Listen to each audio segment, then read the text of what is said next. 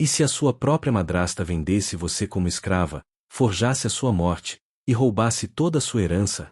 Essa foi a realidade de Helena, uma menina de apenas 7 anos que teve sua infância arrancada de forma brutal. Mas o que ninguém imaginava era que, 10 anos depois, ela voltaria com provas que chocariam toda uma região e colocariam uma poderosa mulher atrás das grades. Antes de começar essa história emocionante e chocante, me conta aqui nos comentários, de qual cidade você está assistindo agora? E se você gosta de histórias reais de superação e justiça, se inscreve no canal e ativa o sininho para não perder nenhuma narrativa incrível como essa. Agora sim, vamos à história de Helena, a herdeira que sobreviveu ao impossível. O sol ainda não havia nascido completamente quando a pequena Helena, de apenas 7 anos, foi arrancada de sua cama por mãos rudes e desconhecidas. Seus olhos castanhos, ainda embaçados pelo sono, mal conseguiam compreender o que estava acontecendo naquela madrugada fria de 1898. A fazenda Santa Clara, que sempre fora seu lar, parecia diferente sob aquela luz cinzenta e ameaçadora. Dona Sebastiana, a segunda esposa de seu pai, o coronel Augusto Mendes, observava tudo de longe, com um sorriso cruel nos lábios pintados de vermelho. Desde que se casara com o coronel, 2 anos após a morte de Carmela, mãe de Helena, aquela mulher ambiciosa não conseguia esconder o ódio que sentia pela menina. A criança era a lembrança viva do grande amor do coronel, e mais do que isso, era a única herdeira legítima de toda aquela fortuna incalculável. Por favor, onde está meu pai? Quero meu pai! Gritava Helena, enquanto era empurrada para dentro de uma carroça coberta. Suas pequenas mãos se agarravam ao vestido de linho que sua falecida mãe havia bordado para ela, o último presente antes de partir. Dona Sebastiana aproximou-se com passos calculados, abaixou-se até ficar na altura da menina e sussurrou com veneno na voz: seu pai não está aqui, pequena bastarda. Ele viajou para a capital e nunca mais voltará para você. A partir de agora, você não é mais Helena Mendes. Você não é ninguém. O que a menina não sabia era que seu pai estava, naquele exato momento, dormindo profundamente em seus aposentos, embriagado por um chá com doses generosas de láudano que Sebastiana havia ordenado que lhe servissem. A mulher havia planejado tudo meticulosamente durante meses. Subornara médicos, falsificara documentos e comprará o silêncio de funcionários infiéis. Dentro da carroça, Helena foi jogada ao lado de 3 outras crianças, todas com olhares vazios e assustados. O tratante de escravos, um homem corpulento chamado Jeremias, contava as moedas de ouro que Sebastiana lhe entregará. Cuide para que ela suma bem longe daqui, ordenou a megera. E se alguém perguntar, a menina morreu de febre. Tenho aqui o atestado de óbito assinado pelo médico. Enquanto a carroça se afastava pela estrada empoeirada, Helena conseguiu ver pela última vez a grande casa branca da fazenda, com suas colunas imponentes e jardins floridos que sua mãe tanto amava. Lágrimas escorriam por seu rosto sujo, mas dentro de seu peito infantil, algo além do medo começava a se formar, uma determinação feroz de sobreviver e um dia, revelar a verdade. Antes de ser arrancada de seu quarto, em um impulso desesperado, Helena havia conseguido esconder dentro de seu vestido um envelope lacrado que sua mãe lhe dera anos antes, fazendo-a prometer que jamais o perderia. Guarde isto como sua vida, minha filha, dissera Carmela em seu leito de morte. Nele está quem você é. Um dia, você precisará desta prova. Naquele momento, a menina não entenderá, mas agora aquele envelope pressionado contra seu peito era sua única ligação com a verdade, sua única esperança de justiça. A viagem durou 5 dias intermináveis. Helena e as outras crianças foram vendidas em diferentes cidades do interior, separadas como gado no mercado. Quando chegou a vez da pequena herdeira, ela foi comprada por uma família de comerciantes da cidade de Campos Novos, a mais de 300 quilômetros da fazenda Santa Clara. Ali, despida de seu nome, de sua história e de sua dignidade, Helena se tornaria simplesmente a menina, condenada a uma vida de servidão e esquecimento, enquanto Sebastiana ocupava seu lugar, gastava sua herança e enganava seu pai com lágrimas falsas pelo suposto falecimento da enteada. 10 anos se passaram como uma eternidade de dor e trabalho forçado. Helena, agora com 17 anos, havia se transformado em uma jovem de beleza discreta, mas com olhos que carregavam uma profundidade perturbadora, como se guardassem segredos que o tempo não conseguirá apagar. Suas mãos, antes macias e delicadas de uma menina criada entre rendas e bonecas de porcelana, tornaram-se calejadas pelas incontáveis horas de trabalho na casa dos Tavares, a família que a comprará naquele dia distante. Senhor Tavares era um comerciante de tecidos que, embora não fosse cruel por natureza, via Helena apenas como propriedade, um investimento que deveria render em forma de trabalho. Sua esposa, Dona Arminda, era uma mulher amarga e invejosa que parecia encontrar prazer em humilhar a jovem, especialmente porque percebia que, apesar dos trapos e da sujeira, Helena possuía uma dignidade natural que ela própria nunca teve. Durante todos aqueles anos, Helena jamais se esqueceu de quem realmente era. Todas as noites, no pequeno cômodo úmido e escuro onde dormia ao lado de outros 3 escravos domésticos, ela retirava de dentro de um buraco na parede o envelope que sua mãe lhe dera. Com o tempo, aprenderá a ler escondida, pedindo lições aos escravos mais velhos que tinham alguma instrução. Quando finalmente conseguiu decifrar o conteúdo daqueles documentos, seu coração quase parou.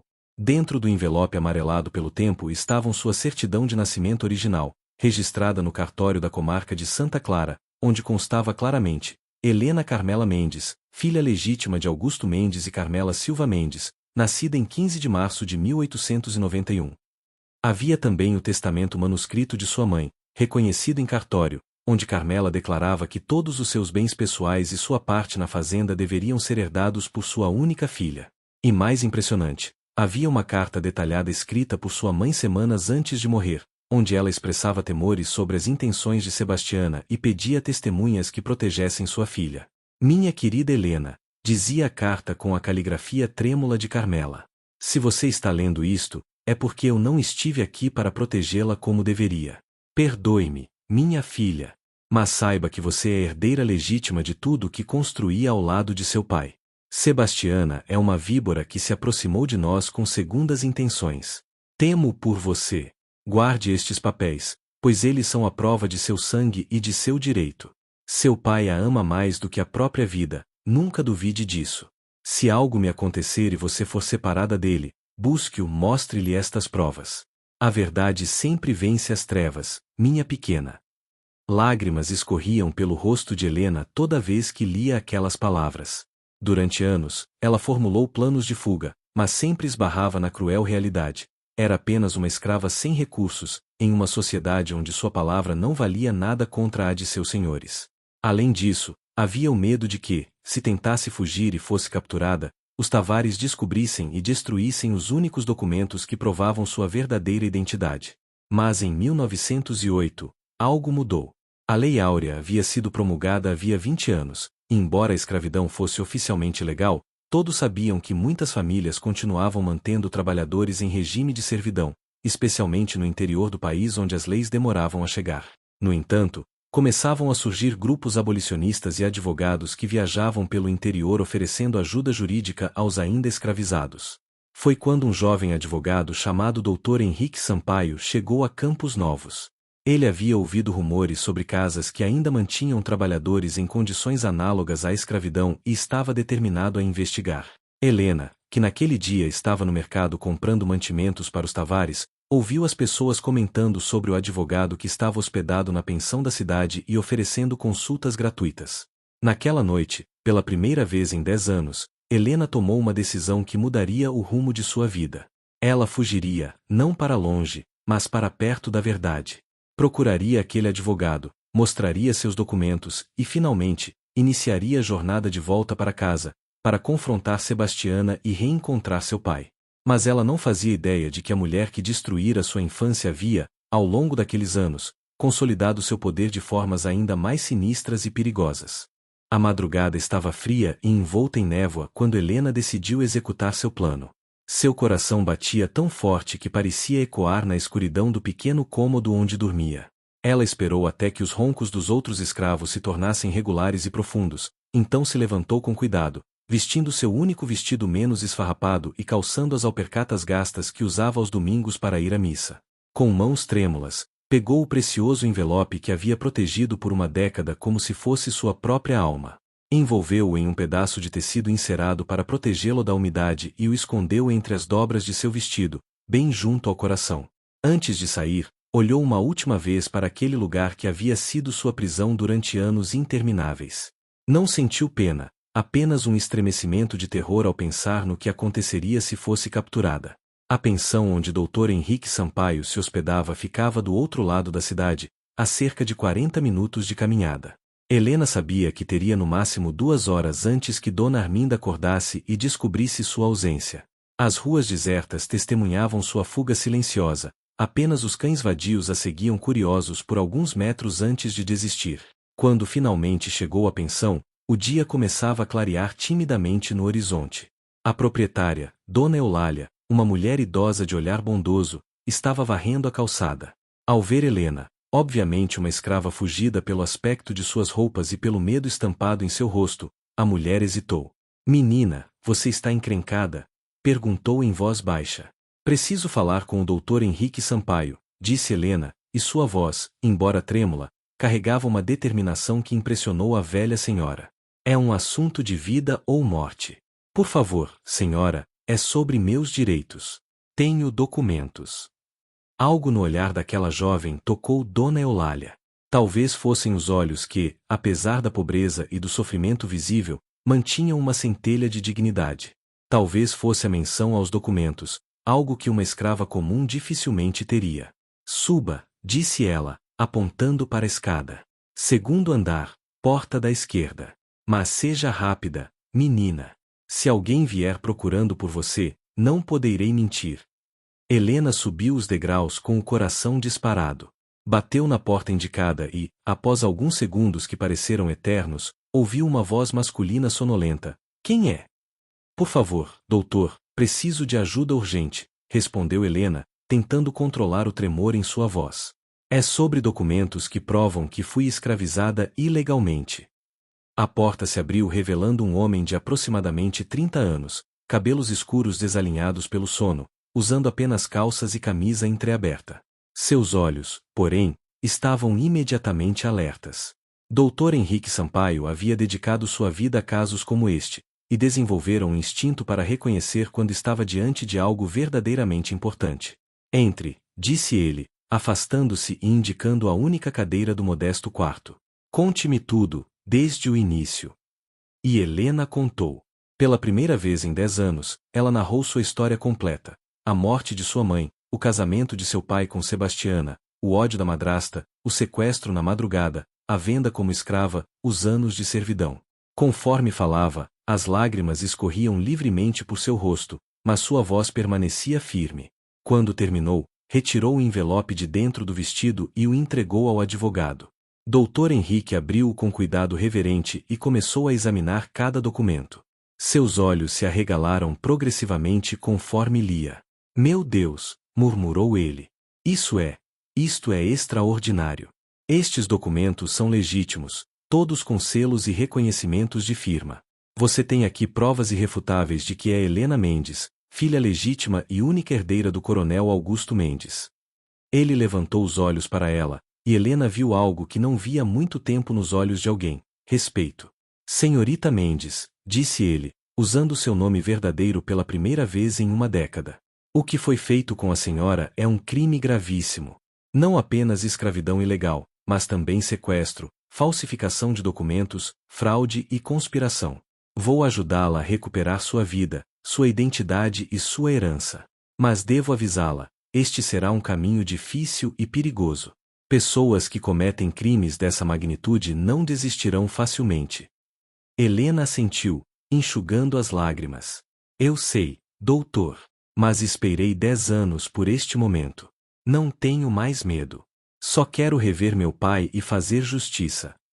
Naquele momento, enquanto o sol finalmente rompia o horizonte e iluminava o pequeno quarto da pensão, começava oficialmente a jornada de Helena rumo à redenção, à verdade e ao reencontro com o pai que acreditava tê-la perdido para sempre. Os dias seguintes foram de intensa preparação e perigo constante. Dr. Henrique sabia que precisava agir rapidamente. A fuga de Helena não passaria despercebida, e os Tavares certamente começariam a procurá-la. Mais preocupante ainda era a possibilidade de que Dona Sebastiana, caso recebesse notícias de que uma jovem escrava estava reivindicando ser a filha morta do coronel Mendes, tomasse medidas drásticas para silenciá-la permanentemente. O advogado usou seus contatos para conseguir que Helena se escondesse em um convento nos arredores da cidade, onde as freiras, conhecidas por seu trabalho de proteção a mulheres em situação de vulnerabilidade, a receberam sem fazer perguntas. Enquanto isso, Dr. Henrique trabalhou incansavelmente para autenticar os documentos que Helena possuía e preparar um processo legal robusto. Ele viajou até a comarca de Santa Clara, onde conseguiu acesso aos registros públicos. Para sua satisfação e horror, tudo o que Helena dissera era verdadeiro. Havia o registro de nascimento original dela, idêntico ao documento que ela guardara. Mais intrigante, havia também um registro de óbito datado de 2 meses após seu desaparecimento, assinado por um médico que, segundo investigações posteriores, havia deixado a região logo depois e nunca mais fora visto. Dr. Henrique também descobriu informações perturbadoras sobre Dona Sebastiana. A mulher viera de uma família empobrecida da capital e se casara com o Coronel Mendes apenas 7 meses após a morte de Carmela, um tempo escandalosamente curto para os padrões da época. Rumores antigos sugeriam que ela já frequentava a fazenda mesmo antes da morte da primeira esposa, supostamente como amiga de Carmela, o que tornava sua traição ainda mais cruel. Mais alarmante, nos últimos 10 anos, Sebastiana havia convencido o coronel, devastado pela suposta perda da filha e cada vez mais dependente de sua nova esposa, a fazer diversas mudanças em seu testamento. Ela agora controlava praticamente toda a administração da fazenda e dos negócios, e havia rumores de que o coronel, que antes era um homem vigoroso e decidido, havia se tornado uma figura reclusa e frágil, raramente visto fora de sua propriedade. Precisamos ir até a fazenda Santa Clara o quanto antes, disse Dr. Henrique a Helena em uma de suas visitas ao convento. Mas não podemos simplesmente aparecer lá. Sebastiana tem poder e influência. Ela pode ter comprado autoridades locais. Precisamos de uma estratégia que nos proteja e, ao mesmo tempo, force um confronto público que ela não possa impedir ou esconder. Helena, fortalecida pela esperança e pela proximidade de seu objetivo, sugeriu algo ousado. A festa de Santa Clara, disse ela, recordando-se das tradições de sua infância. Todo ano, no dia 11 de agosto, meu pai promove uma grande festa para toda a região em homenagem à Santa Padroeira da Fazenda.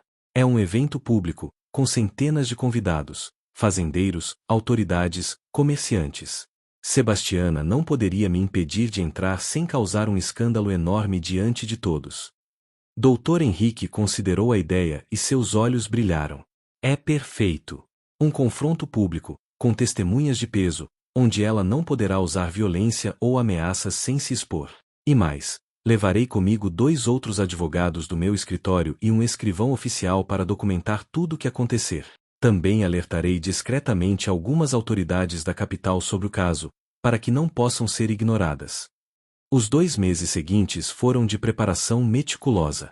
Dr. Henrique reuniu mais evidências, entrevistou antigos funcionários da fazenda que haviam sido demitidos por Sebastiana ao longo dos anos e que, ressentidos, confirmaram suas suspeitas sobre o comportamento manipulador e cruel da mulher. Ele também conseguiu localizar o médico que assinará o falso atestado de óbito de Helena, que, atormentado pela culpa e pelo alcoolismo, confessou ter sido subornado por Sebastiana. Helena, enquanto isso, se preparava emocionalmente para o reencontro com seu pai. Ela praticava o que diria, como se apresentaria, como explicaria os 10 anos de ausência. Tinha medo de que ele não a reconhecesse, de que a culpasse por não ter voltado antes, ou pior, de que não acreditasse nela. As freiras do convento a consolavam, rezavam com ela e a asseguravam de que a verdade sempre prevalece. Finalmente, chegou o dia 11 de agosto de 1908. Helena vestiu um vestido simples mas digno que as freiras haviam costurado para ela, prendeu os cabelos longos em um coque elegante e segurou firmemente em suas mãos o envelope com os documentos que haviam sido sua salvação. Dr. Henrique e seus colegas a acompanhavam em uma carruagem alugada, todos vestidos formalmente, carregando pastas de couro repletas de evidências e petições legais. Quando a carruagem se aproximou da fazenda Santa Clara, Helena sentiu as lágrimas surgirem incontroláveis. Ali estava a Casa Branca de sua infância, maior e mais imponente em suas memórias, mas inconfundivelmente a mesma. Os jardins que sua mãe plantara ainda floresciam, as colunas ainda se erguiam majestosas, e ao longe, ela podia ver as pessoas já reunidas para a festa. Seu coração disparou quando pensou que, em poucos minutos, estaria face a face com seu pai e com a mulher que destruíra sua vida. A hora da verdade finalmente havia chegado. A fazenda Santa Clara fervilhava com centenas de convidados quando a carruagem de Dr. Henrique atravessou os portões principais. Músicos tocavam no jardim, mesas compridas exibiam iguarias regionais, e senhores de terras conversavam animadamente sob as sombras das árvores centenárias. Era uma celebração típica do interior próspero, onde poder e tradição se misturavam em demonstrações de riqueza e influência. Helena desceu da carruagem com as pernas trêmulas, mas mantendo a postura ereta que sua mãe lhe ensinara na infância. Ela observou tudo com olhos de quem revisita um sonho antigo. Os roseirais que sua mãe plantara ainda floresciam exuberantes, a fonte de pedra no centro do jardim ainda jorrava água cristalina, e a grande varanda da casa ainda tinha as colunas brancas que ela costumava abraçar quando brincava de esconde-esconde. Doutor Henrique e seus colegas a flanqueavam protetoramente, suas pastas de couro debaixo do braço como escudos legais. Eles caminharam com determinação em direção à casa principal, onde os anfitriões costumavam receber os convidados mais importantes. As pessoas começaram a notar o grupo estranho, murmurando entre si sobre quem seriam aqueles visitantes claramente não pertencentes à aristocracia rural local. Foi então que Helena a viu. Dona Sebastiana estava no topo da escadaria da varanda, vestida com um luxuoso vestido de seda verde esmeralda, joias caras cintilando em seu pescoço e pulsos. Seus cabelos estavam elaboradamente penteados, e ela segurava uma taça de champanhe enquanto ria de algo que um fazendeiro vizinho acabará de comentar. Ela estava mais velha, com linhas de expressão ao redor dos olhos e da boca, mas seus olhos continuavam sendo os mesmos, frios, calculistas e cruéis. O coração de Helena quase parou quando seus olhares se cruzaram. Ela viu o exato momento em que Sebastiana a reconheceu. A taça de champanhe quase escorregou da mão da mulher, seu rosto empalideceu drasticamente, e seus olhos se arregalaram com um misto de choque e terror absoluto. Por um breve instante, Sebastiana pareceu ver um fantasma, e em certo sentido, era exatamente isso que Helena representava, o retorno impossível de um passado que deveria estar enterrado para sempre. Sebastiana recuperou-se rapidamente, sua mente astuta trabalhando em velocidade frenética. Ela desceu as escadas com um sorriso forçado e se dirigiu ao grupo. "Boa tarde", disse ela com voz controlada, embora Helena pudesse perceber o ligeiro tremor. "Temo que houve algum mal-entendido. Esta é uma festa privada, apenas para convidados. Se os senhores desejam falar com o coronel sobre negócios, devem agendar uma reunião apropriada." Foi Dr. Henrique quem respondeu, sua voz clara e forte, calculada para que os convidados próximos pudessem ouvir. "Não há mal-entendido algum, Dona Sebastiana. Estamos aqui em um assunto de extrema importância legal que não pode esperar. Esta jovem senhora tem assuntos urgentes a tratar com o coronel Augusto Mendes. Assuntos que dizem respeito à sua família." Sebastiana olhou para Helena com ódio mal disfarçado. "Não sei quem é esta pessoa, mas certamente não temos assuntos a tratar com ela. Guardas." Ela fez um gesto para dois homens armados que trabalhavam como segurança da fazenda. "Escoltem estas pessoas para fora da propriedade." "Eu não acho que o coronel concordaria com isso", disse Helena, finalmente encontrando sua voz. As palavras saíram firmes e claras, surpreendendo até a ela mesma. "Não se a senhora explicar a ele que sua filha, Helena Carmela Mendes, que a senhora fez ele acreditar que estava morta há 10 anos, voltou para casa." Um silêncio chocado caiu sobre a área. Os convidados próximos pararam de conversar, virando-se para observar a cena dramática que se desenrolava. Sebastiana riu, mas era um riso agudo e nervoso. "Filha, que absurdo! A pobre Helena morreu de febre há anos. Toda a região sabe disso.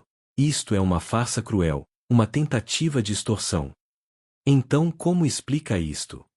Dr. Henrique abriu sua pasta e retirou os documentos, erguendo-os para que todos pudessem ver os selos oficiais.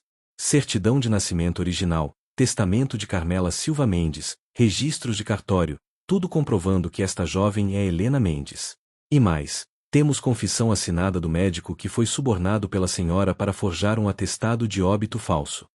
O pânico começou a transparecer no rosto de Sebastiana. Ela olhou ao redor, percebendo que estava perdendo o controle da situação. Os convidados agora estavam claramente interessados, alguns se aproximando para ouvir melhor. "Isto é ridículo. Documentos podem ser falsificados. Guardas, eu disse para removerem estas pessoas."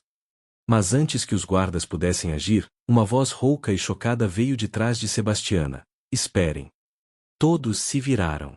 No topo da escadaria, apoiado em uma bengala, estava o coronel Augusto Mendes. Helena sentiu seu coração se despedaçar ao vê-lo. Seu pai, que fora um homem imponente e vigoroso, estava irreconhecível. Magro, curvado, com cabelos completamente brancos e olhos fundos que falavam de anos de sofrimento e solidão. Mas quando seus olhos pousaram em Helena, algo neles mudou. Ele desceu os degraus lentamente, como se estivesse em transe, sem tirar os olhos da jovem. Quando chegou perto o suficiente, ele estendeu uma mão trêmula e tocou levemente o rosto dela. Carmela, murmurou, confundindo-a com sua falecida mãe. Então ele parou, realmente olhou para ela, e seus olhos se encheram de lágrimas. Helena! Minha Helena! Mas como? Disseram-me que você estava morta. Eu nunca morri, pai, disse Helena, sua própria voz embargada pela emoção. Fui vendida como escrava. Sebastiana me tirou de você. E então, diante de todos os convidados agora completamente silenciosos e atentos, a verdade finalmente veio à luz. O jardim da fazenda Santa Clara havia se transformado em um tribunal improvisado. Mais de 200 pessoas, incluindo juízes, advogados, fazendeiros influentes e autoridades locais, formavam um semicírculo ao redor da varanda onde o drama familiar se desenrolava. O que começara como uma festa tradicional tornará-se o palco de uma das revelações mais chocantes que aquela sociedade interiorana já testemunhara.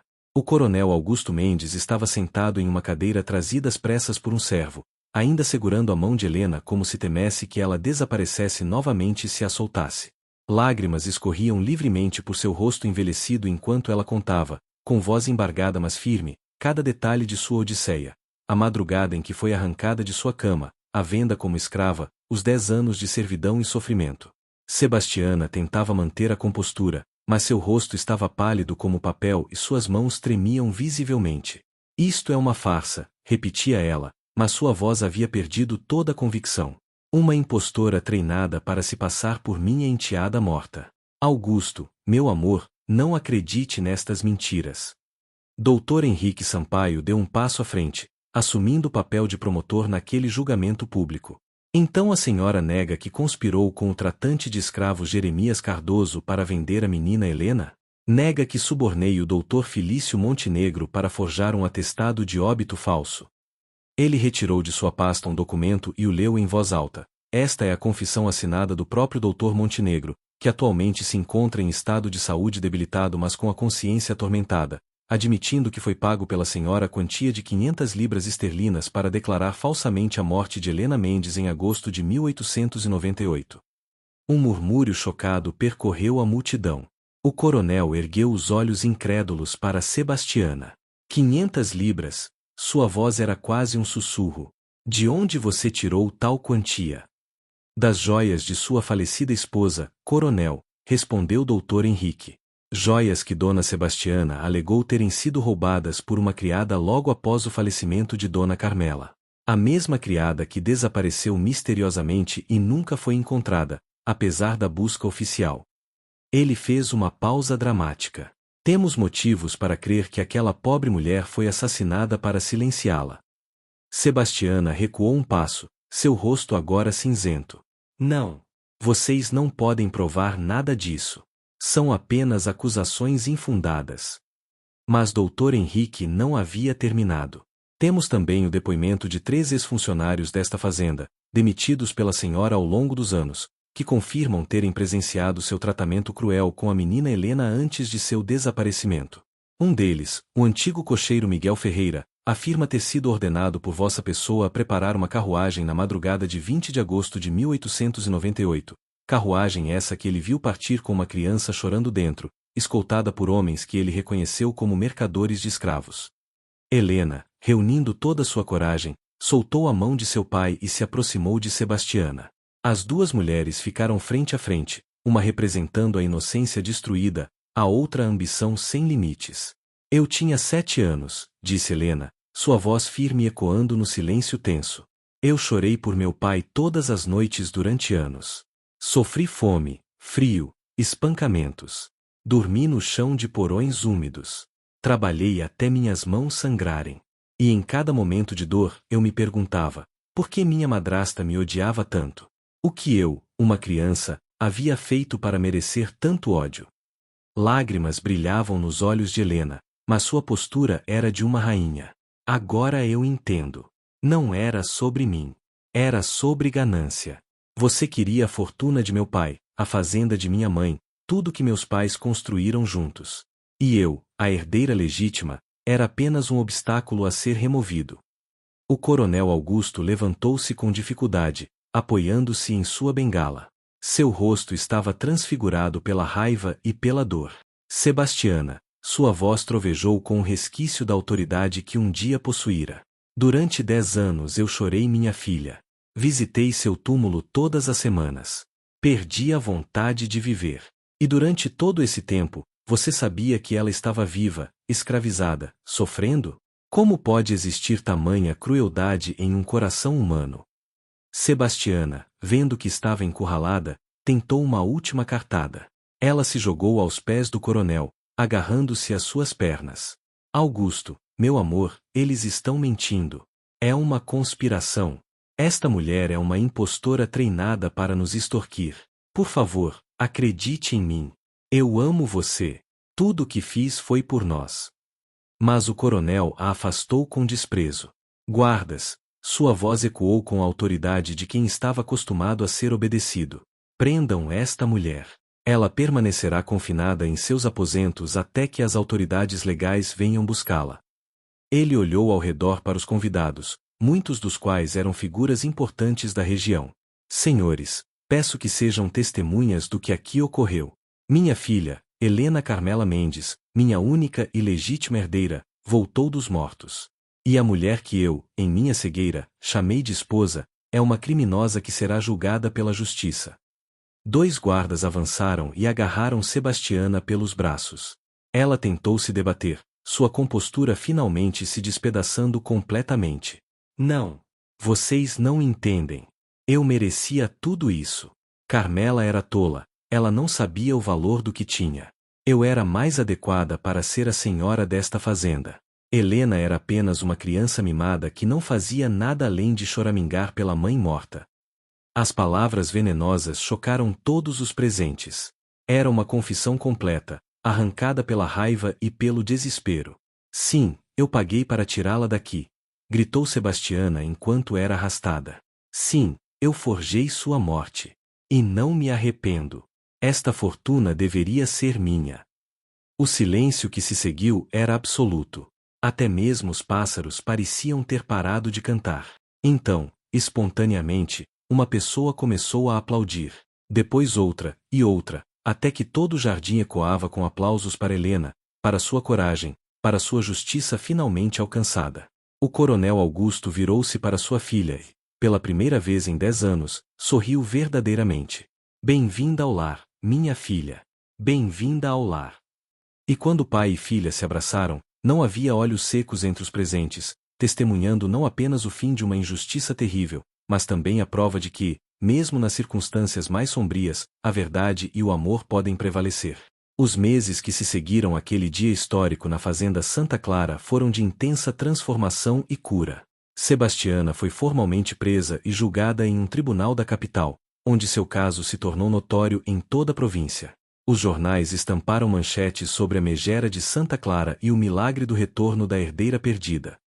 O julgamento durou 3 semanas e revelou uma rede de crimes ainda mais extensa do que se imaginara inicialmente. Durante o processo, descobriu-se que Sebastiana havia, ao longo dos anos, desviado fundos consideráveis da fazenda, subornado autoridades locais para manter seu poder e até mesmo tentado envenenar lentamente o coronel com pequenas doses de arsênico misturadas em seu chá, na esperança de herdar tudo após sua morte. Médicos que examinaram o coronel após as revelações confirmaram a presença de traços de envenenamento crônico, o que explicava sua saúde debilitada e estado mental confuso nos últimos anos. A sentença foi severa e sem precedentes para a época: 25 anos de prisão por sequestro, falsificação de documentos, escravidão ilegal, tentativa de homicídio e fraude.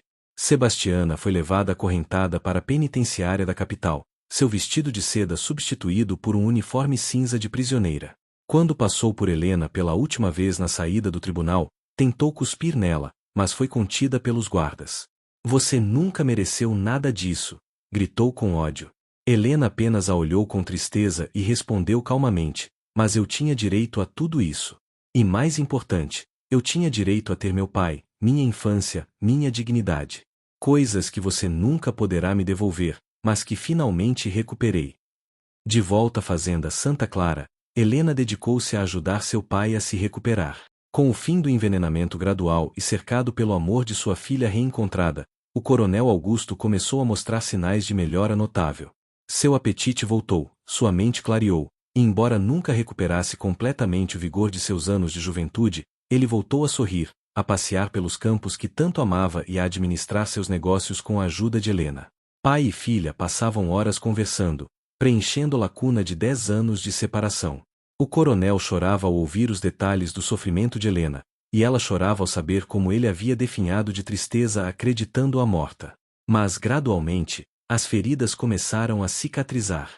Helena mostrou a seu pai o envelope que sua mãe lhe dera, e juntos leram e releram as cartas de Carmela, sentindo sua presença amorosa atravessando os anos. Sua mãe sabia, disse o coronel uma noite, sentados na varanda sob um céu estrelado. Ela pressentiu que Sebastiana era perigosa. Eu era um tolo cego. Estava tão consumido pela dor de perder Carmela que me deixei enganar por aquela víbora. Me perdoe, Helena. Falhei em protegê-la. Helena segurou a mão envelhecida de seu pai. Você não sabia, pai. Sebastiana era manipuladora e cruel. Ela enganou a todos nós. O importante é que estamos juntos agora. E temos tempo para reconstruir o que foi perdido. Helena também iniciou mudanças profundas na fazenda. Usando sua experiência pessoal com escravidão e injustiça, ela implementou reformas sociais radicais para a época. Todos os trabalhadores receberam salários justos, moradia digna e acesso à educação. Ela estabeleceu uma escola na propriedade onde as crianças dos trabalhadores podiam aprender a ler e escrever. Ninguém nesta fazenda crescerá sem saber quem é, sem poder ler seus próprios documentos, sem ter o poder de reivindicar seus direitos, declarou ela na inauguração da escola. Dr. Henrique Sampaio tornou-se um amigo próximo da família e visitante frequente da fazenda. Ele e Helena desenvolveram uma amizade profunda baseada em respeito mútuo e admiração. O coronel, observando a afeição óbvia entre os dois, sorria conhecedor. Sua mãe gostaria dele, comentou uma vez. Ele tem integridade, algo raro nestes tempos. Com o tempo, a amizade naturalmente floresceu em amor, e 2 anos após o reencontro de Helena com seu pai, ela e Henrique se casaram em uma cerimônia simples mas emocionante na capela da fazenda. Helena nunca esqueceu os que a ajudaram durante seus anos de sofrimento. Ela localizou as freiras do convento que a abrigaram e fez generosas doações para suas obras de caridade. Procurou também os outros escravos que compartilharam seu cativeiro na casa dos Tavares e ofereceu-lhes trabalho digno na fazenda ou recursos para começarem suas próprias vidas. Quanto aos Tavares, que haviam tentado processar Helena por fuga de propriedade antes do escândalo se tornar público, eles fugiram da região para evitar processos criminais e nunca mais foram vistos. Sua propriedade foi confiscada pelo Estado e leiloada, com os recursos destinados a programas de assistência a ex-escravizados. 5 anos após seu retorno, em uma manhã ensolarada de primavera, Helena estava no jardim que sua mãe havia plantado, agora cuidadosamente restaurado em sua glória original. Ela segurava no colo sua filha recém-nascida, Carmela, nomeada em homenagem à avó que nunca conheceria. Ao seu lado estava Henrique, e um pouco mais distante, o coronel Augusto, agora com cabelos totalmente brancos mas com olhos brilhantes de felicidade. Você conseguiu, minha filha, disse o coronel, sua voz embargada de emoção. Você sobreviveu ao inferno, lutou por justiça e transformou algo terrível em algo belo. Sua mãe estaria tão orgulhosa. Eu estou tão orgulhoso. Helena olhou para a paisagem que se estendia diante dela, os campos verdejantes, a casa branca e imponente, os trabalhadores livres e dignos cuidando das plantações, as crianças correndo e rindo ao redor da escola. Tudo que quase fora roubado dela, tudo que ela lutara para recuperar. A injustiça tentou me quebrar, disse ela suavemente, beijando a testa de sua filha. Mas apenas me tornou mais forte. E agora, tudo que sofri tem significado. Porque posso usar minha história e minha posição para garantir que ninguém mais passe por isso. Esta fazenda será um símbolo de justiça, dignidade e segundas chances. Enquanto o sol se punha sobre Santa Clara, pintando o céu de tons dourados e rosados, Helena sentiu uma paz profunda invadir seu coração. As cicatrizes de seu passado nunca desapareceriam completamente, mas haviam se transformado em testemunhos de sua resiliência. Ela havia sido roubada, vendida, escravizada e esquecida. Mas através de coragem, determinação e da verdade inabalável guardada em um envelope amarelado, ela não apenas recuperara sua identidade e sua herança, mas também redefinira o que significava ser a herdeira de Santa Clara. Não era apenas sobre terras e riquezas. Era sobre legado, justiça e o poder transformador da verdade. E esse legado, ela prometeu silenciosamente enquanto observava sua filha dormir, seria transmitido através das gerações, garantindo que a história de sua família fosse uma de triunfo sobre a adversidade, de amor sobre o ódio, e de esperança eterna sobre o desespero. A herdeira perdida havia sido encontrada. E com ela, toda uma comunidade havia encontrado um novo caminho em direção à dignidade, igualdade e redenção.